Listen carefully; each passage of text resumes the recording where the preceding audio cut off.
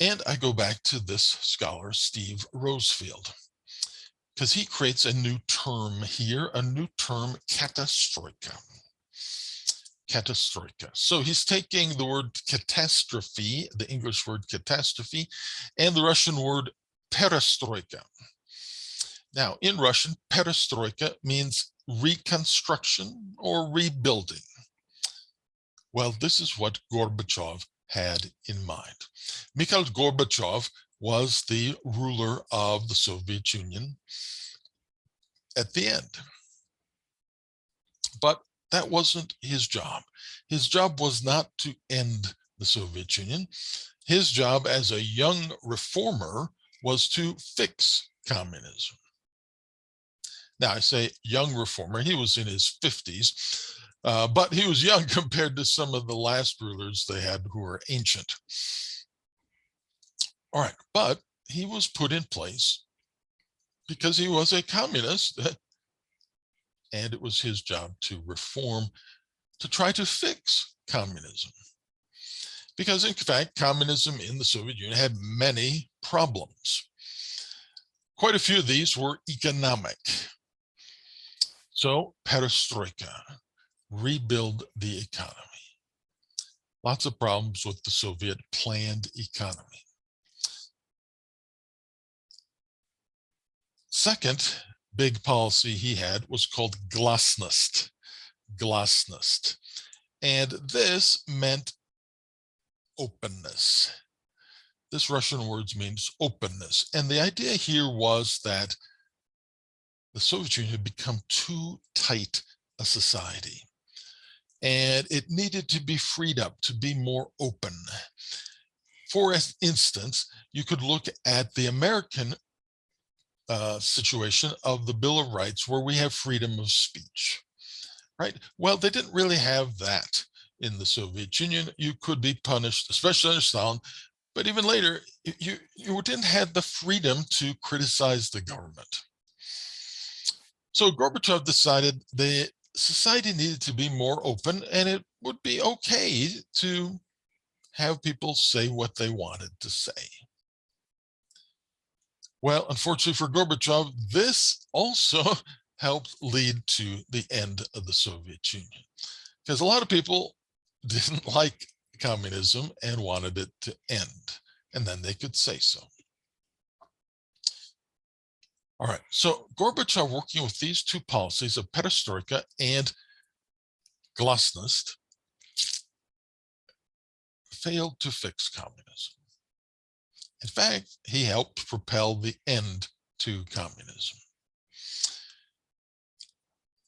Number of reasons for that. We don't need to do that now, because right now we're looking at deaths, but the ending of the Soviet Union without a plan is the key here.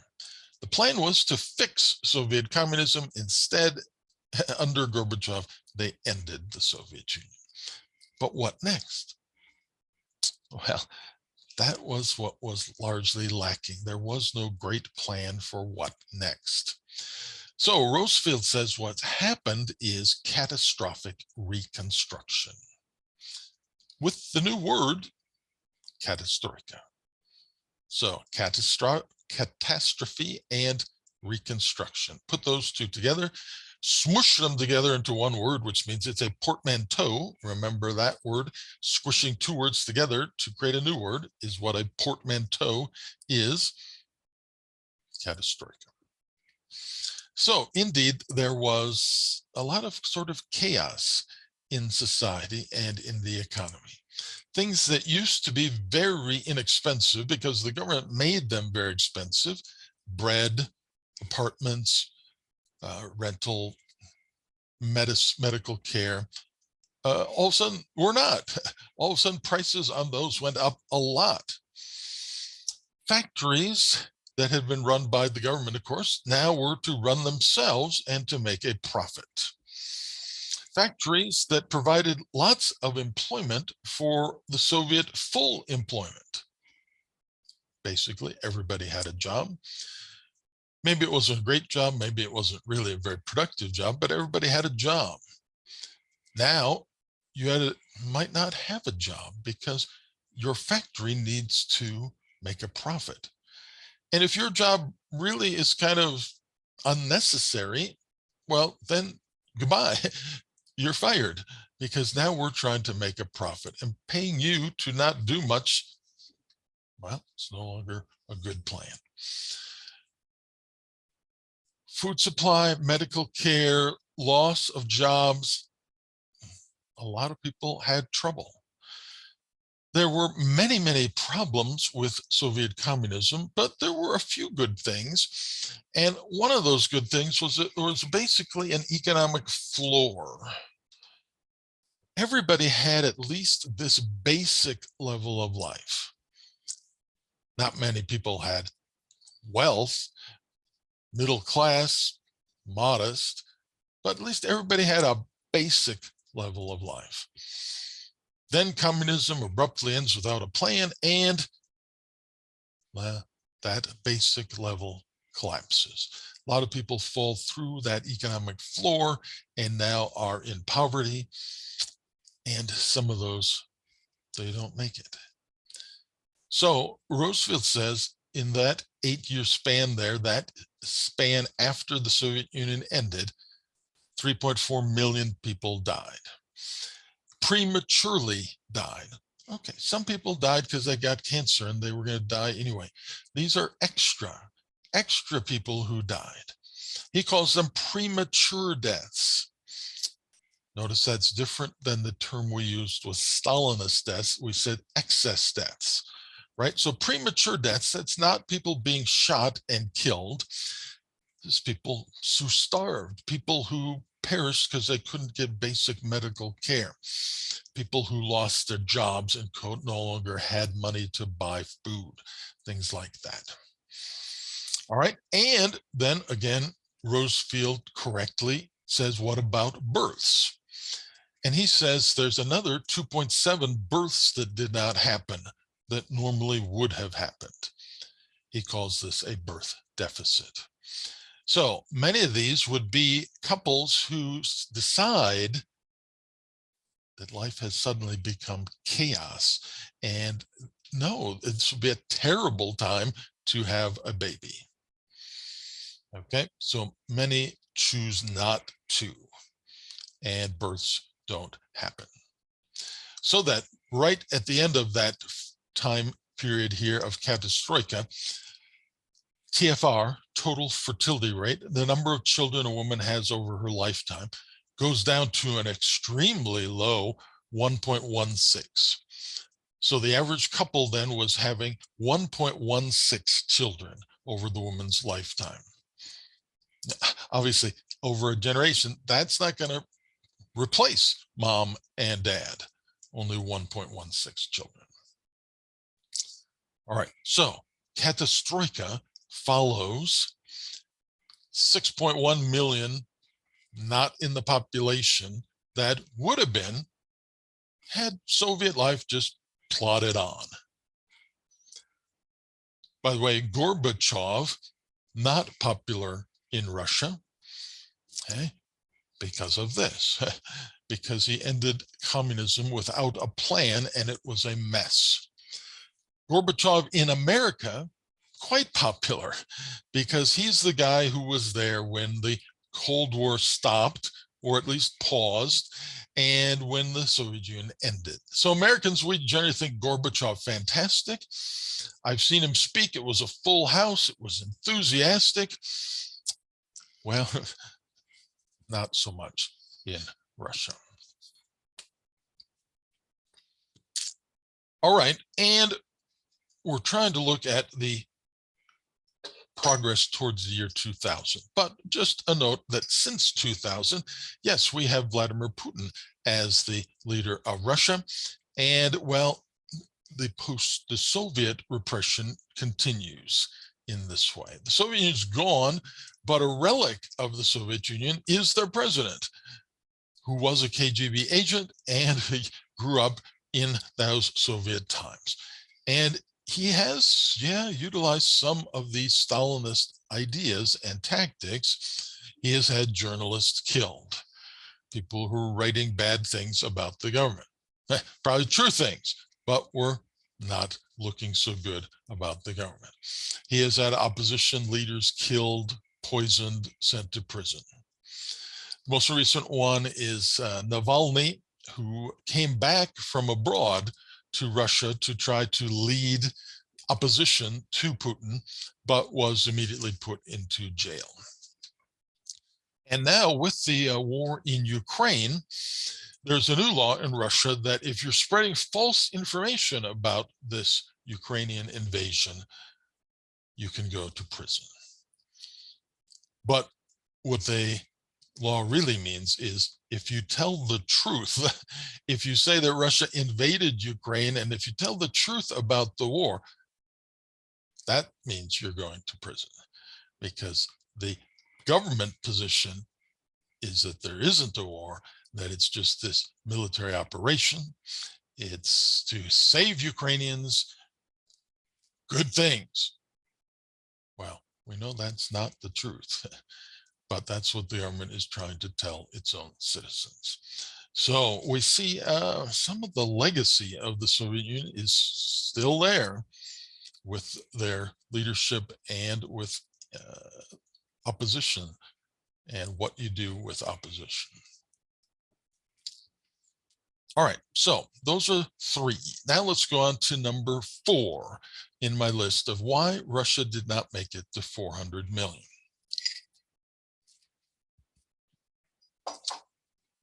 Fourth here is male mortality. So look at these numbers for life expectancy for men in the Soviet Union and then in Russia. In 1964, in the Soviet Union, male life expectancy was 64.89. Hey, that's a quite reasonable number. In the US, it would have been higher, but still very reasonable number. Then go ahead 20 years to 1984, and look what happened to male life expectancy. It went down by over 3 years. This is not supposed to happen. The normal thing anywhere is we expect that as time passes, we get better with food supply, we get better with medicine and so forth, and we keep people alive longer. We would have expected for 1964 to 1984 that life expectancy for males in the Soviet Union would have gone up. Instead, it went down, and not just by digits, not just 1/10 of a year, but 3 years. 3 years, that's a big deal. All right, then there was improvement right there before the Soviet Union ended. Okay, and then bam, well, there's Perestroika. Look at 1990 to 1994. That's part of the years of Perestroika. Male life expectancy plummets by 6 years. All right, and it has improved since then, well, up to the pandemic. If we had 2022 numbers with the pandemic, I'm sure life expectancy has gone down at least a bit. And note that we have a comparison with women with female life expectancy there. Both quite a bit higher than male life expectancy. Now, it is true that almost every country in the world, women live longer than men. This is true because it's biological. Biologically, women live longer than men on average. Okay. But the gap here of 11 years between male life expectancy and female life expectancy is among the biggest gaps in the world. It's quite a large gap compared to other countries. All right, so something is going on with male mortality and male lifespans in Russia. But take a look at this, because this is a bit surprising too. This is USA. This is male life expectancy in the United States. In 2014, males were 76.5. By 2018, males were 76.1. male life expectancy went down by 0.4 of a year in that lifespan in the United States. That is also not expected. What's going on there? You can see that the total life expectancy for Americans also went down 78.94 down to 78.81. Well, that's all because of male life expectancy. Female life expectancy did not decline in the United States, but male did a bit. And if you pour into the numbers even more so, you find that it's pretty much all less educated white males where life expectancy went down there. That's what's pulling this down. So we're talking about Russia, but sometimes we have our own issues with these sorts of numbers too. All right, and another aspect of this, another angle of looking at this is the sex ratio. Recall that the sex ratio is how many males you have per 100 females. So in Russia now at age 65, so how many males age 65 per 100 females age 65 in Russia? Answer is 47. So now there are 47 men age 65 for every 100 women age 65 in Russia.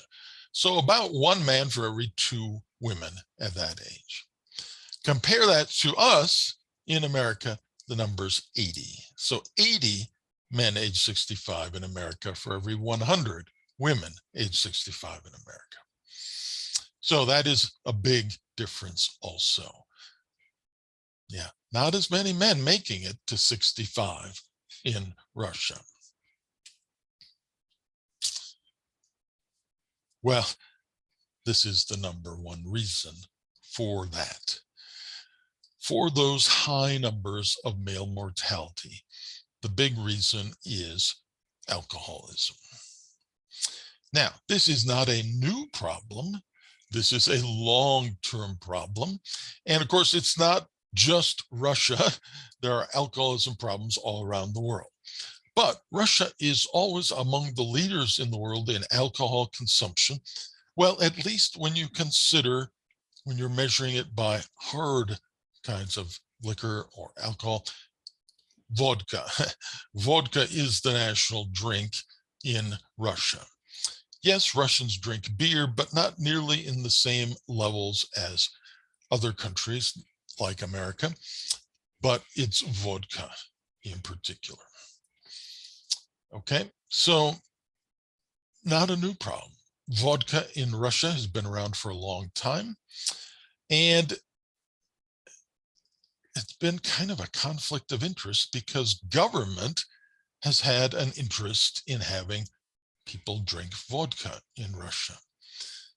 At different points in history, different governments, but the tradition of making money off of vodka has been fairly consistent. Government could, of course, tax sales of vodka. And at different points, and certainly under communism, the government made the vodka. The government produced the vodka because under communism, the government ran the whole economy. Well, so you have this sort of odd conflict of interest. Alcoholism is hurting your country, but it's helping your profit for the government to have more vodka sold. Well, this was one piece of what Mikhail Gorbachev tried to fix also. Remember, he's trying to fix communism. So in 1984, 1985, he had an anti-alcohol campaign. He knew that the government controlled all the economy, including the production of everything. So he told the distilleries, the bottling factories, to stop making as much vodka. They reduced the quantity of vodka that they were producing. Okay, well, less for sale, presumably less consumed, right? Gorbachev took this another step and reduced the number of hours of stores that sold vodka. So the liquor store would not be open for as many hours in the day, probably not opening as early in the day.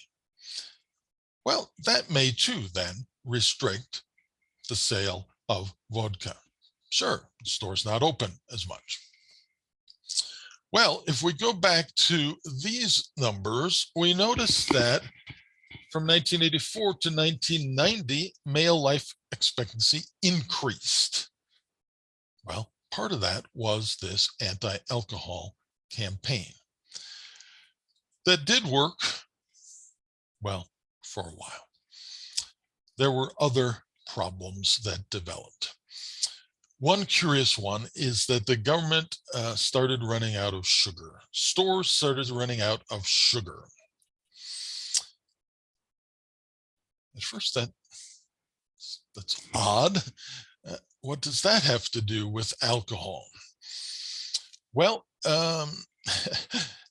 Tennessee is sort of famous for this in the United States, for moonshine, for making alcohol in the backwoods with your own still to do it yourself.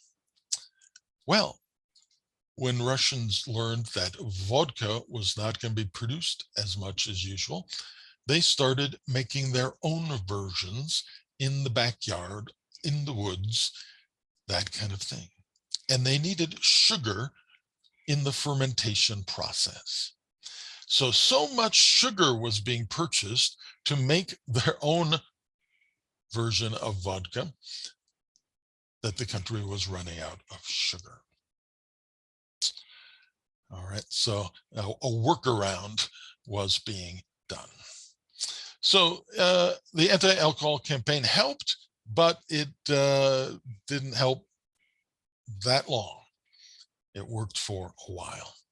In fact, that had sort of been the history of anti-alcohol campaigns, whether it had been done by the government, whether it had been done by the Russian Orthodox Church, whether it had been done by women's organizations in Russia. The typical result was it works for a little while and then back to normal. Well, if we add this up, if we add up deaths from alcohol, we think about 6 million more men should be in the population now. So some of that is chronic alcohol abuse, and it destroys your liver and you die. Some of that is other health problems that develop. Some of that is, well, some of it is acute alcohol poisoning, where you drink too much in one episode and you die. Occasionally, we have this in America with binge drinking. Occasionally, it's a college student who drinks a tremendous amount in one wild evening, and too fast, too much, and can die from this. Well, it happens more often in Russia. Vodka, quite a bit a way of life. Long time, it's just part of culture. Some years ago, I was in St. Petersburg, Russia in June on an academic program. And in June, in St. Petersburg, they enjoy what they call white nights. The days last a long time in St. Petersburg, Russia in June, right? The days in Illinois last quite a bit in June. We have longer sunlight, right? Well, and you remember when we talked about Northern Europe, when we talked about Norway, we said that if you're above the Arctic Circle, then in the summer, you'll get at least one day of 24 hours of sunlight where the sun does not set. Well, St. Petersburg, Russia doesn't quite make it to that. They are not north of the Arctic Circle, but reasonably close. So they get long days in June. And they call these white nights because indeed the sun is still up for much of the night. There might be 2 or 3 hours of time a day when the sun is down for a while there in June. All right. So anyway, my academic program was there in June in St. Petersburg, Russia. And one evening we had some sort of cultural program, an outing. It was a late night thing. I don't remember now if it was the opera or the ballet or the theater or something. But anyway, we got back to the hotel, which was on the Gulf of Finland there in St. Petersburg. We got back late, so it was about midnight. Got back, stepped off the tour bus, and the sun was still up. It wasn't high in the sky, but it was low and it was still up. In the distance, I could hear children playing on the playground. It's midnight, but it's still light. So I stepped out onto the shore there. We're right on the Gulf of Finland. And I stepped out just to take in the view. And as I was doing so, a man approached me, Russian man approached me and asked me for a match. He had a cigarette. It wasn't lit. He needed a match, a lighter, something. I told him in Russian, sorry, don't have anything. He looked at me, he said, you don't sound Russian. Are you from the Baltic states? So that would have been Estonia, Latvia, Lithuania. I said, no, American. American. Okay, my personal space disappeared. He was interested. We had to talk. All right, so we chatted for a bit. His wife came over and said, leave this man alone. We're going home. Oh, no, it's American. I got to talk to him. All right, so after a little bit, he says, hey, let's go back to the apartment, get something to eat and drink. Okay, so let's see. St. Petersburg, Russia, midnight. Okay. I said, okay. Trying to live in the moment, I guess. I don't know if that would normally be a good choice, but we did. So he and his wife, we went back to their apartment. It's a very typical Soviet apartment, not that big, 20-something daughter living with them. And as soon as we were in the door, he looks at me and he goes, he taps a spot on his neck right there. Well, the story is that way back when Peter the Great was the Tsar of Russia, one of his noblemen had done a project for Peter, and it turned out great, turned out really well. So Peter wanted to reward this man somehow. And what Peter came up with was a tattoo. He had the man tattooed here right on his neck. And the man could go into any establishment anywhere in Russia, point to the tattoo. All his drinks were free for life. So a pretty good reward, perhaps. Okay. Well, over time, it became the signal for everyone. Tap where the tattoo would be. Let's get the vodka, is what that means. Poor guy, I had to tell him I don't drink alcohol. So his wife said, we're bringing out the tea, which is the second Russian drink. Okay. Apparently, if he had had vodka and I didn't, it would have been rude. And so his wife was, no. Well, whenever his wife went into the kitchen, he looked at me and he went, tap that spot. He wanted the vodka. Well, we never did have the vodka, but it all turned out fine. I got back to my hotel room later. It was all good. I think probably when I left, then he got out the vodka and he had his drink anyway. Okay, well, Russian life is full of stories about vodka, whether it's personal anecdotes or whether it's just jokes, but there's plenty of them. Vodka is just so common, and especially for men. Okay, so alcoholism, a big deal, and yeah, a direct loss of men in the quest to get to 400 million. So while male mortality is most influenced by alcohol, there are other aspects of male mortality as well. So Russia is now #1 in the world in heroin use. Okay, well, of course, people do die of heroin abuse. So this too is a problem. This too affects male mortality because indeed there are more men who are drug abusers than women who are drug abusers. Okay, well, heroin is mostly coming out of Afghanistan. Large growth of poppies in Afghanistan used to create heroin. How do you get those into Russia? Well, first of all, we can go back to the war in Afghanistan. Not our war, before that, the Soviet invasion of Afghanistan introduced a number of Russian soldiers to heroin. Okay, and, well, helped create the flow of Afghan heroin into the Soviet Union and now Russia. So Afghanistan borders on Central Asia. We have the 5 Central Asian republics there: Kazakhstan, Kyrgyzstan, Tajikistan, Turkmenistan, Uzbekistan, the Stans. Well, Afghanistan is right there south of that. So when it was the Soviet Union, all of those stans were part of the Soviet Union. So, of course, there were road connections, railroad connections, airport connections, because it's all one country. So, yeah.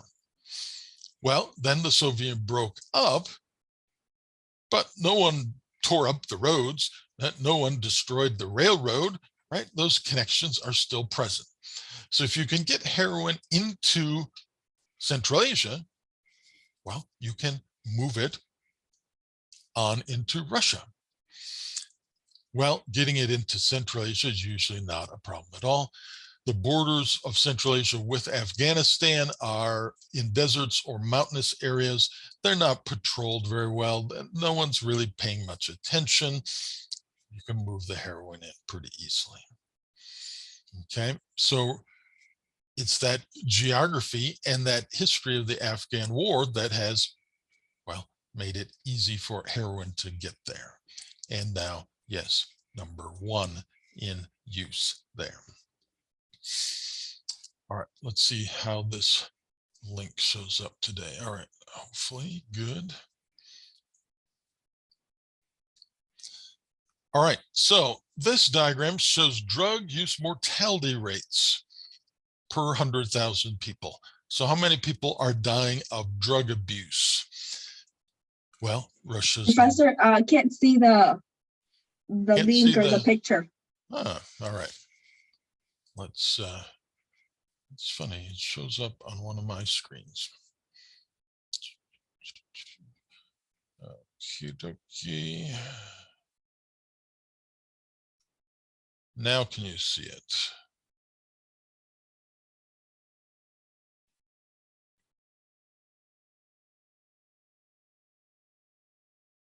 Well, let's come out of sharing and go back into sharing.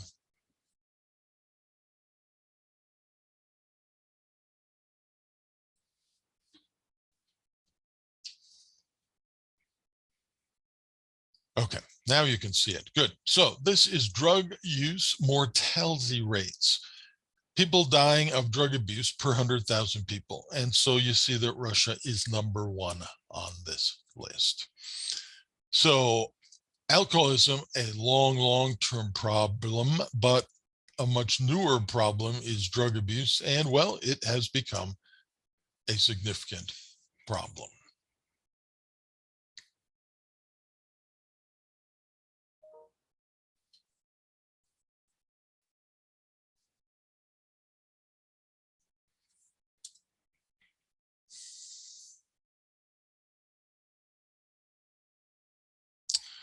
All right, this article shows you a used needle, okay?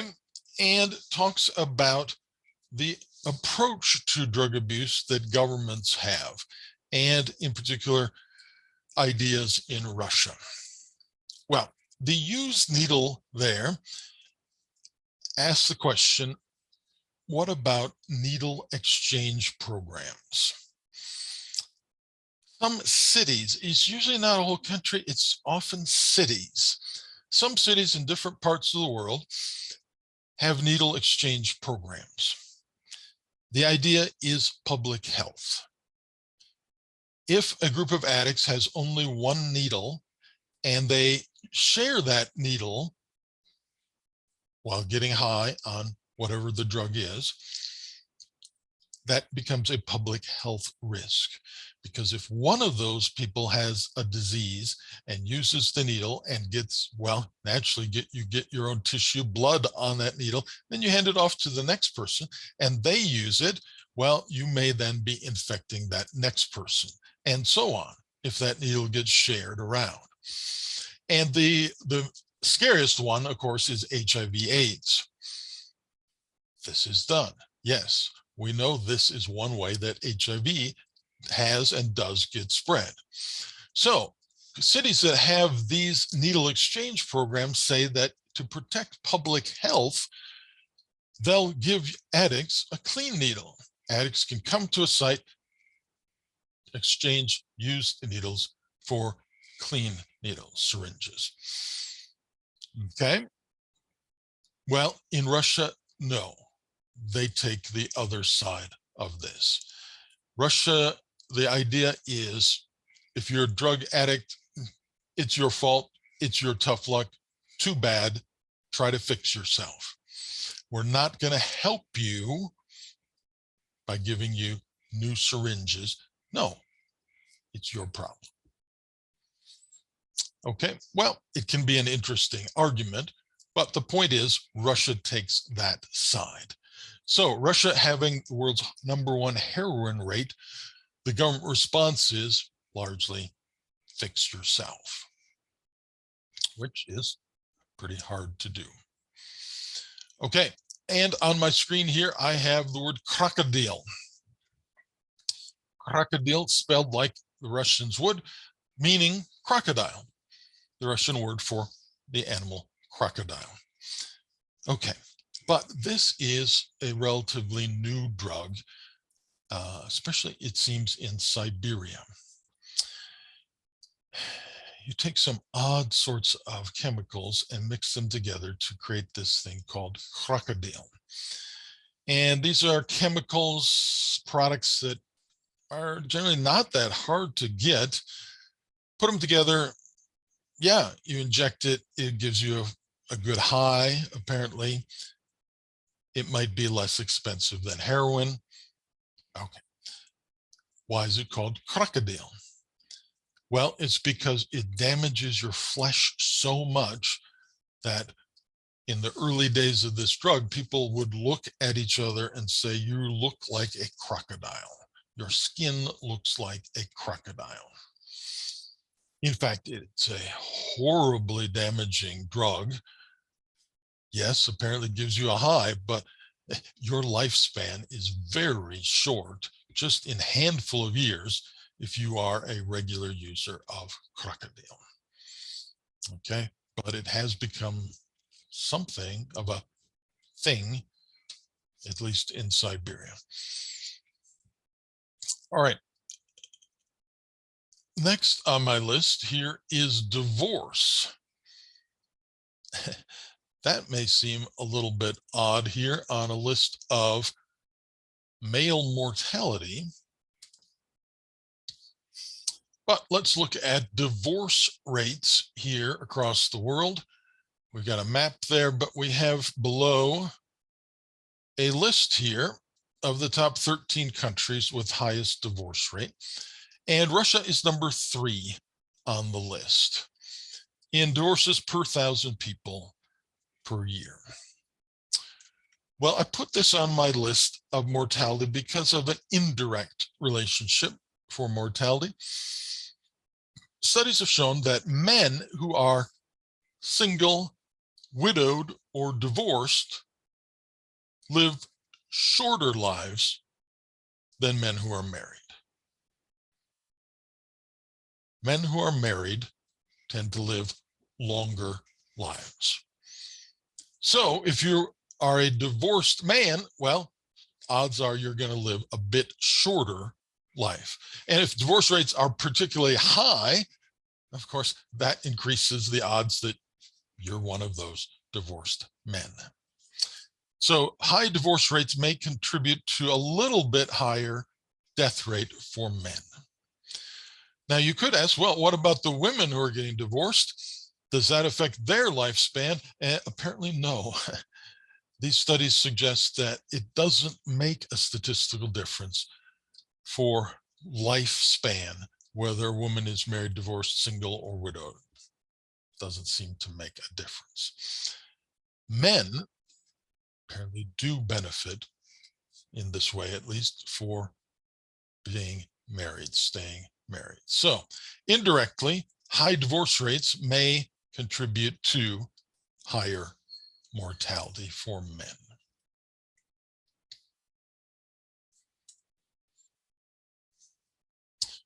The next page here is homicide, intentional homicide, murder. Okay, and we got a list of countries across the world and their homicide rates. All right, and what I want to do is find out what is the rate. So I'm going to click on this one. So El Salvador is the sad winner of the highest murder rates in the world. 52 murders per 100,000 people. And if you look at that list, wow, it's a lot of Caribbean and Latin American countries. El Salvador's 1, Jamaica's 3, Venezuela's 5, St. Vincent and Grenadines 6, Honduras 7. All right, well, that's not Russia. Okay. In terms of the highest rates. But if we go over here to count and just count numbers, how many murders? Well, then Russia is number 8. Russia's number 8 in the world in the total number of murders that happen each year. By comparison, we're there. Yeah, we're number 5. Well, this is on my list because in homicides, and this is true both basically anywhere in the world, more men are murdered than women are murdered. So if Russia is number 5 in total number of murders, well, yeah, this is going to affect male mortality a bit.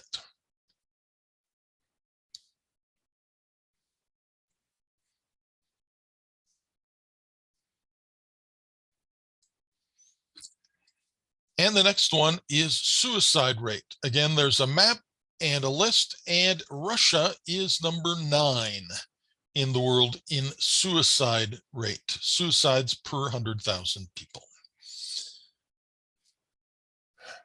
Yeah, well, again, there's a lot of things that are true about men and women all around the world. Suicide is one of those, more men that kill themselves than women kill themselves.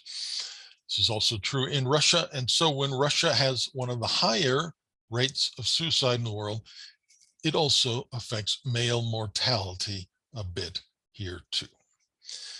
Suicide rates went up after the Soviet Union ended. Part of that was the chaos of perestroika. Murder rates went up after the Soviet Union ended. Well, at least when we're not counting Stalin.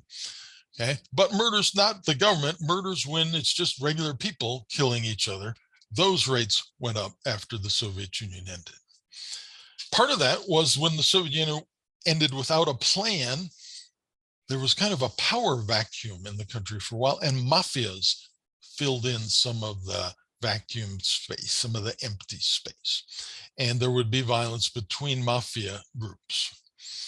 Okay? But even in general, the Soviet Union was a tight society and didn't have as many murders as America, at least. All right, so here's some reasons, some indirect, some relatively smaller, but heroin and drug abuse now becoming a bigger deal.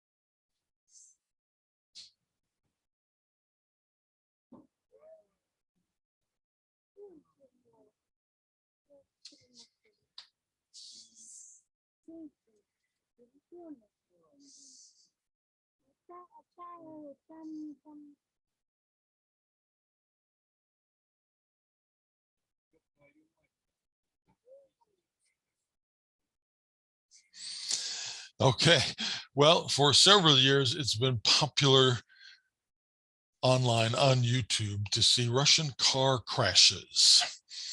That's because almost every Russian car, truck, vehicle has a dash cam. Everybody's got a dash cam. And it's proved to be useful in Russia, so everybody gets one. It gives you footage of what actually has happened, right? So if there's an accident, you have your video of what happened. If it's a corrupt police officer, well, you have video of what's happening. If someone tries to pretend you hit them, well, you have video of what actually happened. If there's road rage, you have video of what actually happened. Okay, so it's easy to find these online. Search for Russia car crashes, something like that. Yes, a bunch of them come up. Well, that's on my list too, because more men die in car crashes than women die in car crashes. In Russia, well, that's another thing that's true most everywhere. But yes, there are problems with automobile deaths in Russia. Now, in America, it's becoming more common also to have dash cams. And so now it is also easy to find American car crashes on the internet. So it's not just Russia that has car crashes, of course. We have some of our own idiotic driving failures too.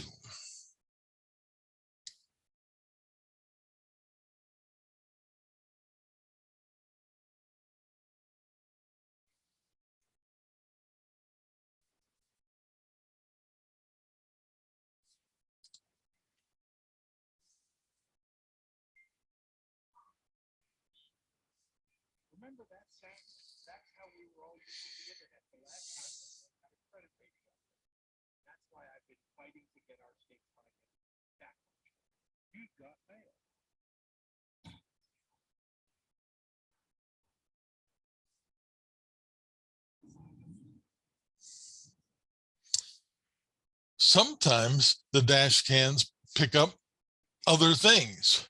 Okay, in 2013, February 15, 2013, there was a meteor in the sky above the city Sverdlovsk in Russia.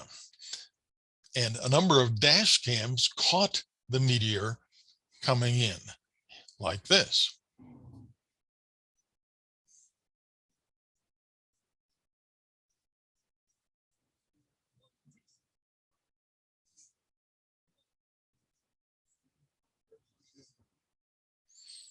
Here's some, okay, this is not a car, of course, it's somebody's office. The window's blown in with the explosion from this meteor. Here's another dash cam. The sky lights up.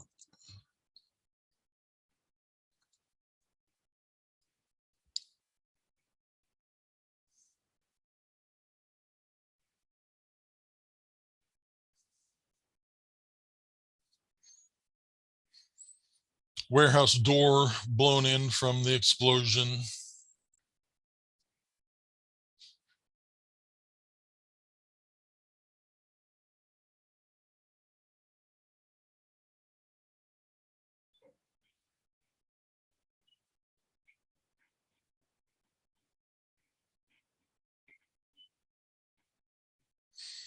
Well, that's basically a bonus fact of things that sometimes can show up on your dash cams. Yes, this was a small meteor, not a whole lot of damage, some property damage, windows, something like that. Curiously, about 100 years before, also in Siberia, there was a much larger explosion.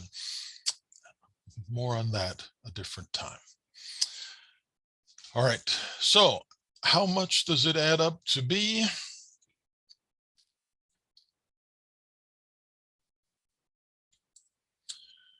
Again, we can look at world rankings here, list of countries by traffic-related deaths. If we want to find out how many people died per 100,000, the winner, or, well, loser, I guess, is Liberia. Liberia has the most deaths per 100,000 people due to auto accidents. And if you look at this list, wow, almost all the top countries are in Africa. So driving in Africa, definitely dangerous. If we look just though at total number of deaths due to auto, well, China's number one. That probably makes sense because they're the world's largest.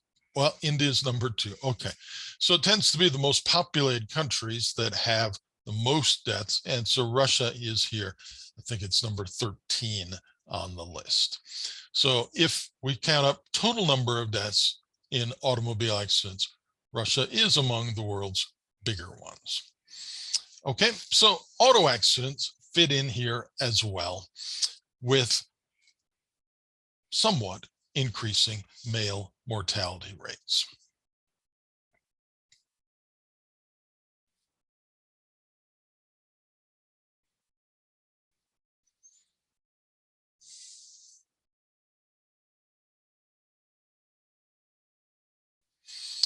Okay, and one more example is smoking. Many more men than women in Russia smoke. And you can see here a map highlighted by colors as to smoking rates across the world. The bright red, maybe that's a good choice for the bright red of the smoking of the cigarette lit. Well, that's the highest rates in the world. And you can see that Russia and a few countries in Southeastern Europe are shaded in the red. So Russia among the world's leaders in smoking. Smoking, of course, has obvious health risks. And so Russian men are also, some of them die because of smoking related health issues. All right, so male mortality, plenty of reasons, some minor, some big. Male mortality has been a problem in Russia. That was number 4. Now, number 5, more broadly, disease. Okay, disease. And I've listed 2 here that are considered to be epidemic, or at least close to an epidemic. An epidemic, you're supposed to have at least 1% of your population with the disease for it to be considered an epidemic. So one is tuberculosis. Tuberculosis is, well, not very common in the United States. We've done quite a good job of getting rid of tuberculosis. But in Russia is a big concern. Okay, so, and I would say especially because of what are called drug-resistant strains of tuberculosis. Drug-resistant strains, just what it sounds like, the usual medications, drugs to treat tuberculosis don't work anymore on these strains. And Russia is among the world's leaders in number of cases of these drug-resistant strains. And in fact, other pieces of the former Soviet Union are also very high with this. All right, and then HIV/AIDS. So in Russia, it's about 1.2% of all adults are HIV positive. In comparison, we are, well, Russia is at 4 times our number. We're at 0.3% of our population HIV positive. Now, on the one hand,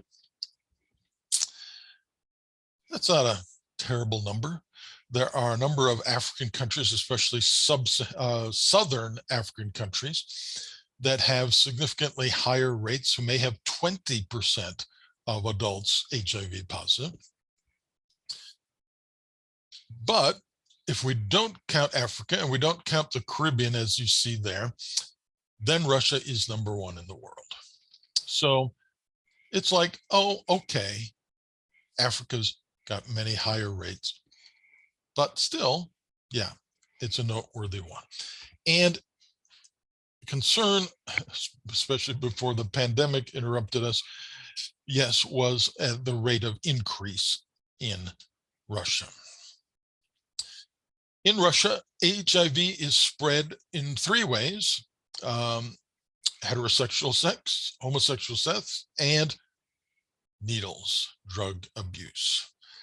So we've talked a little bit about that already. No, Russia's not doing the needle exchange programs, right? So if you're a drug addict, too bad. Well, here's where it comes up, though. It helps increase the rate of HIV. Russia has not a very progressive approach to the LGBTQ population, right? So this also is a hindrance in slowing rates of AIDS and HIV. For instance, if you're an adult gay man, you can face discrimination, you can face violence in some cases. So you are not so likely to be out, okay? Well, it's a bit risky to be out as a gay man. Well, that may affect your willingness to get tested for HIV, for instance. Yes, and so Russian attitudes have probably helped the spread of AIDS, HIV, because of that sort of approach as well. So these are two examples of disease that are significant now in Russia and have, yes, hindered getting to that goal of 400 million people. Now, of course, we have COVID, and Russia is high in the world in number of COVID cases, as you can see there. They did create their own vaccine, which they have been using. Like in America, though, there are some folks who are anti-vaxxers and are not getting the vaccine, thus helping to spread the disease more. But yeah, it's one of the hot spots in the world, and not being given access to Western vaccines, even if they take them, well, that's another issue. So yeah, you know about COVID, and this too is a big deal then in Russia. Very sure that Russia's reported number of cases are too low, that it's an underestimate or just underreporting. The numbers that the Russian government puts out are undoubtedly too low. Okay, number six. Number six on my list, environmental damage.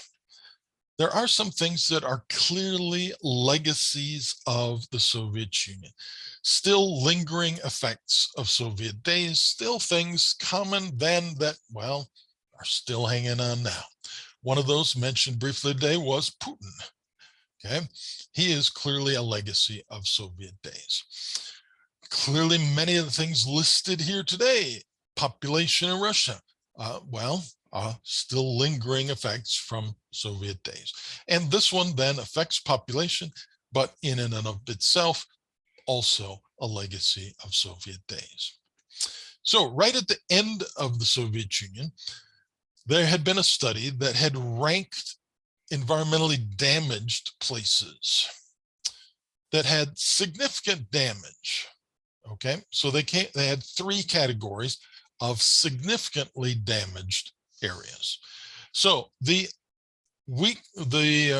least damaged, they're all badly damaged, but the least damaged category was conflict areas. So they had 91 of these, and it represented 10% of the land. Now remember, this is the biggest country in the world in area.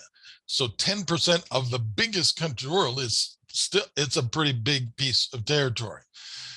Pieces of territory that you add together to get to the 10%.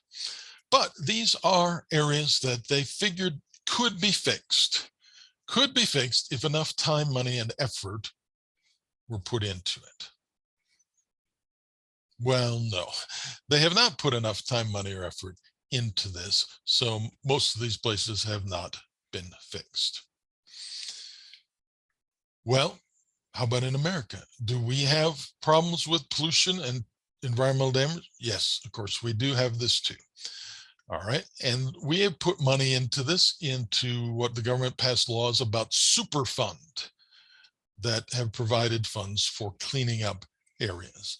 I would say we've done a better job of cleaning up areas, though, yes, we've polluted areas too. The big deception, the big difference here is capitalism. Most of the areas of pollution that we have had to do with somehow making more money, polluting the land or not using pollution control devices. We were just making more money, and we didn't seem to care if we damaged the land. In the Soviet Union, it wasn't capitalism, okay, but they had quotas to fulfill. The government planned economy, also planned how much they were supposed to produce. And using pollution control cost money and didn't help you produce anything more, did it? So wait a minute, if your big plan was a certain quota, are you going to spend money on things that don't help you make that quota? No, not much of an incentive for that. And in the Soviet days, we certainly saw that there wasn't too much concern for individual well-being, right? Stalinist days for sure. So yeah, there was not much of a concern if lands were damaged. All right, well, that was the conflict area then. The next was the crisis area. The crisis area. So these were worse. These were areas that perhaps could recover, but would take tens of years to do that. Okay, and sadly, Lake Baikal was in this category. Lake Baikal, this huge lake in Siberia, the deepest lake in the world, is a unique ecosystem. Between mountain ranges, lengthy and more than a mile deep, okay, has unique animal and plant life there, including a seal, a species of seal. We always associate seals with ocean coastlines. This is way hundreds of miles from the coastline. So it's really an odd thing that it has seals. All right. Well, during Soviet days, Russia and Siberia has always had extensive forested areas.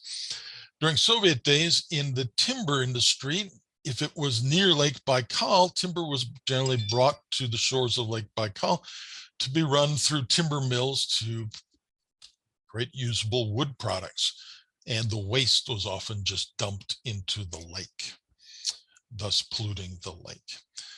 Well, so many Russians feel that Lake Baikal is kind of the jewel of their land, that even in Soviet days, there were those who protested the polluting of the lake, which of course could have been a dangerous thing for the protesters. The Volga River, sometimes called the Mother River of Russia, because in Western Russia, it passes through heavily populated areas and cities. Well, a lot of factory waste, industrial waste was dumped into the Volga River because it was handy and it would float down the river. Well, there were instances of the Volga River being on fire. That should sound strange, right? Well, water doesn't catch fire, but dump enough chemicals into the water and a spark somewhere and the chemicals floating on the surface, yeah, those can ignite. Yeah, well, those are a couple examples of things from Soviet days. But there are even worse catastrophe areas. There were 45 of those identified for 3% of the land, and these are those that considered to be never really fixable. The Chernobyl nuclear power plant meltdown would fit into this category, okay, with so much radioactivity, long-lasting radioactivity, that probably in a human sense is never going to be fixed, never will actually recover to an original area. So radioactivity, there are sites that are too radioactive and would fit into this category, and areas of intense industry. One of the things that the Soviet Union liked to do was to do things huge. Again, huge land area, number one in the world, like to do things huge. And one aspect of this would be chemical industry, to focus chemical industry in just a few places. Huge production of chemicals, related chemicals. This becomes a chemical city. And in some ways, it's efficient to do that. But if you're not very concerned with pollution and you have a chemical city, you have a lot of chemical pollution in that one place. Okay. And clearly that could be risky. One of those places is Dzerzhinsk, a mid-sized city, but male life expectancy there is 42. It's because it is one of these chemical cities and so much pollution from those chemicals.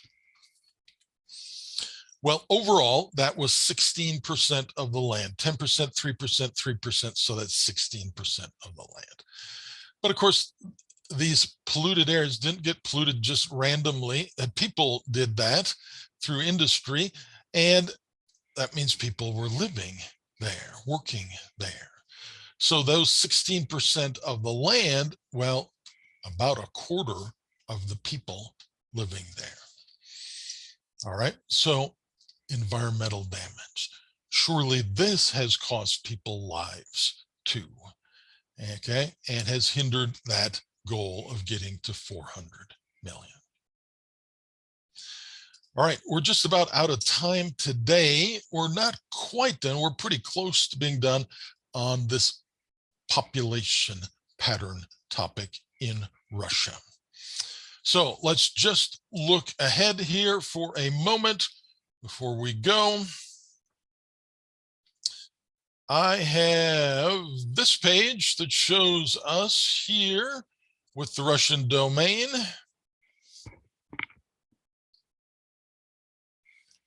Okay, and I'm noting that May 3rd, so that is next Tuesday, May 3rd is a Padlet Canvas Day and Map Quiz Tip Day. So if you are signed up for a Russian domain place, Tuesday, it's your day.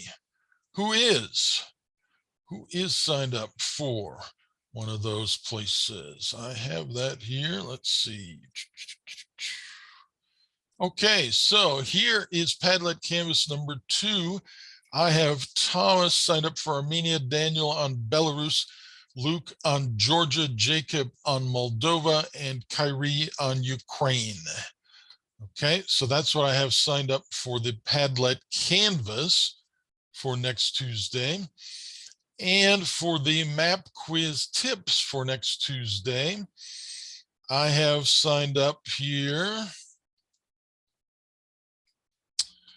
Daniel doing the Barents Sea, Alexis doing Novaya Zemlya, Nick doing Belarus, Kushi doing Georgia, Luke doing Crimea, Kyrie doing Kyiv, and Jacob doing the Sea of Okhotsk.